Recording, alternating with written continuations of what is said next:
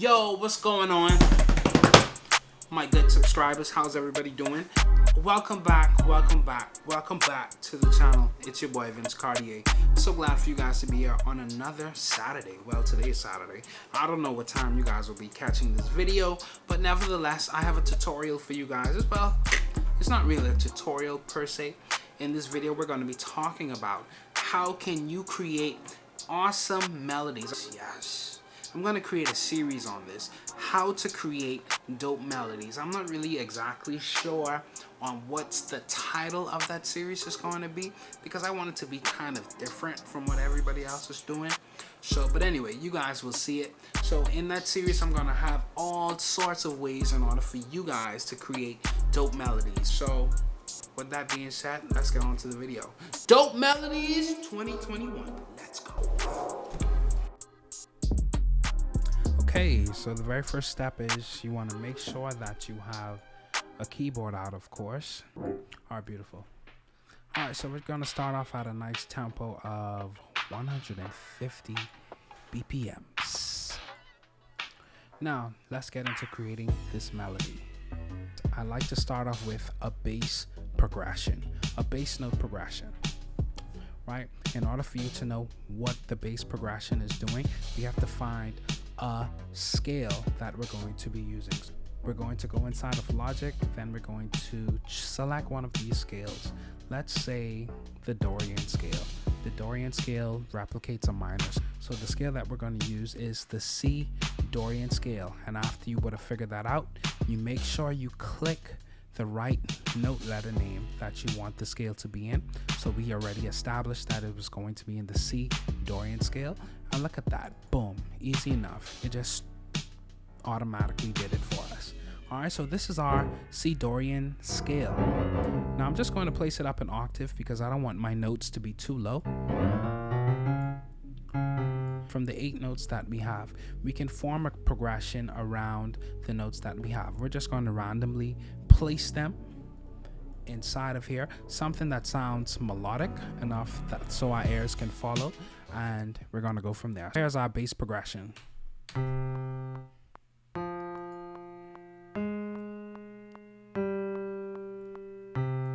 Right? Now that we have our bass progression down, which was our first step, the second step is we want to add some chords on top of the bass notes that we have. Let's find some chords. All right, and again, all of these notes are a part of the C Dorian scale. Now I'm just going to find that scale again because I erased it. Here we go, C Dorian, there we go. Now what a chord is exactly every other note from the note that you started from, okay? So you would have this note and a note, you skip this note and you would go to this note and you skip another note on top of that, and that would be your first chord. All right, so the next chord is going to be F, A flat, C. The next chord is going to be A flat, C. Yeah.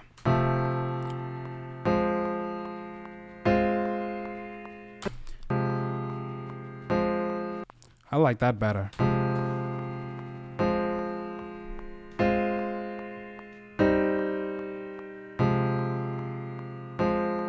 Now that we have our progression down, right, we have to try and arrange these notes so that the notes are moving smoothly from one note to the next.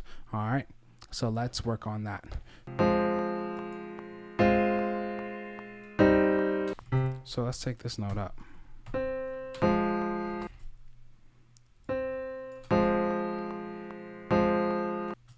Or we could just hold this chord. 2, 3, 4. All right, so to explain what I just did, this C was down here in the octave, right, in the lower portion of the melody. So what I did was, and essentially these two chords, the C, the F, the A flat, the F, the A flat, and the C, I erased this and I just moved this note up an octave. I'll do it again for you, right? So same chords. You have C, F, A flat. You have F, A flat, C. It's the same chord because it has the same notes inside of it. I deleted the second chord. I'm going to extend the first. Now, the reason why I'm putting this C on top, the resolving is just easier as opposed to making it a big leap. All right, making a big leap from this note here to another note that's going to be down here. It sounds better. So you want to make sure that your notes are moving smoothly from note to note smoothly. You don't want to have a big jump. You don't want to have this note all the way up here, this C jumping all the way down to this note in this region. So you want to make sure that your notes are resolving properly. Right? After the second step, what you want to do is, in order to make your progression have a lot more weight inside of it, I'm just going to duplicate these lower notes and then bring them down an octave. An octave is 12 notes from the original note that you started from. Okay, so if you're on a Mac, it's going to be Shift Option Down Arrow. All right, so Shift Command Down Arrow. So let's hear what we have. So this note is going to stay here, and I'm just going to bring this down an octave. All right, here we go.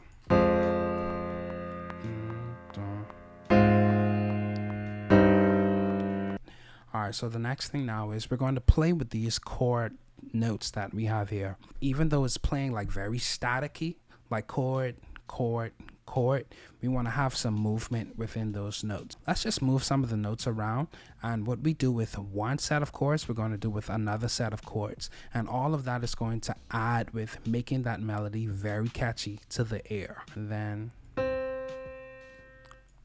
1 2 3 4 5 6 7, 1 2 3 4 5 6 7, and then 2 above, 2 from the original place. 2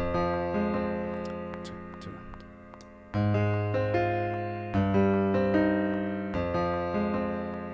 Right? Okay, so now that we have some repetition going on inside of our melodies, the next step that we're going to do is we're going to add a top line on top of this melody that we have. We have our bass note, right? We placed it down an octave. Now we're going to play the top part of the melody. Now this top part of the melody, it has to be very special because this is the part that the listener is really going to grab. This is going to be the first thing that maybe the singer is going to be singing.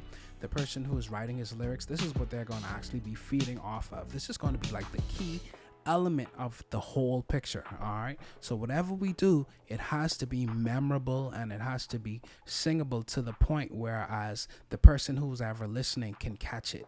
All right, so let's be very careful and very meticulous on which notes that we choose for this melody. Now I already have the notes inside of my head. I already know which notes that I'm going to be using. We already stated that we're going to be using notes from the C Dorian scale, so those are the notes that I'm going to be selecting to choose this melody. Here we go, and this is going to be random as well.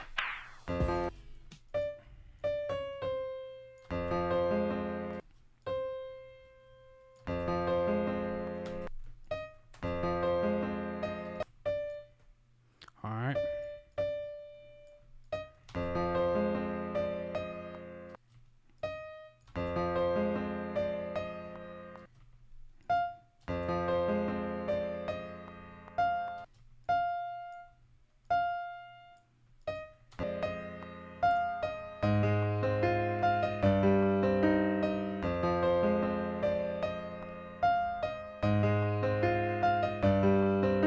Okay, so that's the first half.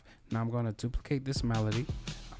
Now you can do it two ways. This way, I want to make the first half of it more simpler. So I'm just going to keep this half that I created in the first section and use it for the last part. And I'm just going to make the first part of the melody, which is this part, more simpler. So when it's time for the melody to loop back around to the first portion of it, you know, it has some variation to it.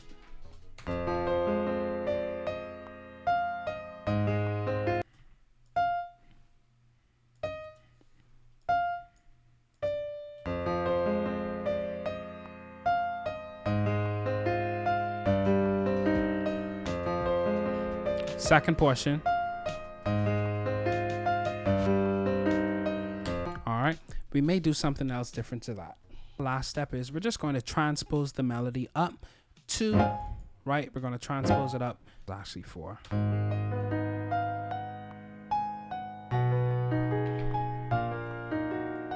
Now we're going to just change up the sound because the piano is cool, but we're looking for something tasteful, you know? And if it sounds good on the piano, then more than likely it's going to sound good on another VST. On some different stuff, right?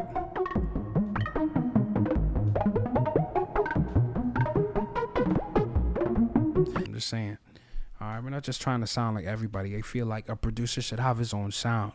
And you're going to get it by getting these gems so you can add it to your palette of tools that you can use to create interesting melodies. You don't want to, trust me, guys. It's like a basketball player. You have Michael Jordan, you have LeBron. LeBron is good for the things that he can do, and Michael Jordan is good for the things that he do. There's a lot of things that Michael Jordan can do that LeBron can't do, but there's a lot of things what LeBron can do that Michael can't do. So you want to have that individual feel. You want to have that individual sound that's universal to you and not nobody else. But it only can happen when, you know, you put in the time and you find out what it is that you need to do in order to improve yourself as a music producer. All right. And it starts from here. Honestly, it really does. Because believe it or not, bro, I may know a lot of stuff, but bro, there's a lot of things that I do not know. And I take pride in knowing that there's a lot of things that I don't know. And that's one of the things that actually keeps me going. That's one of the things that keeps me learning, keeps me chasing the actual knowledge of trying to find out these different things. All right, enough talking. All right, let's see what we can do with this. All right, so this is just going to be a basic something, you know. Ain't going to be nothing like crazy, you know what I mean? It's just a tutorial.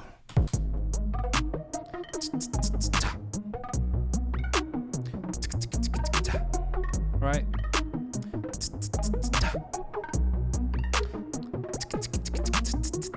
Right? I'm not going to do all of that for the sake of this video, but you guys got the idea. That's pretty much the whole tutorial. Make sure I'm going to put the steps down so you guys can see it.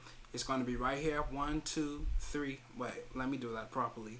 1, 2, 3, 3, 4. However much steps it is. Use these steps. I know the first 4 are really gems, but the others were just, you know, just some little bonus tips that I placed in there. But use these steps in order to create dope melodies. And for sure, guys, you want to subscribe to this channel. Listen, I'm not going to beg you. If you want the knowledge, you're going to press that button. I'm not going to chase nobody. I'm not going to keep telling you 100 times, subscribe to this channel, subscribe to this channel. If you want it, you're going to go after it. So that is where we at in this video. That's what we doing in life. We going after everything that we want in life. Let's do it. I'm going to see y'all later. Y'all be easy. Peace.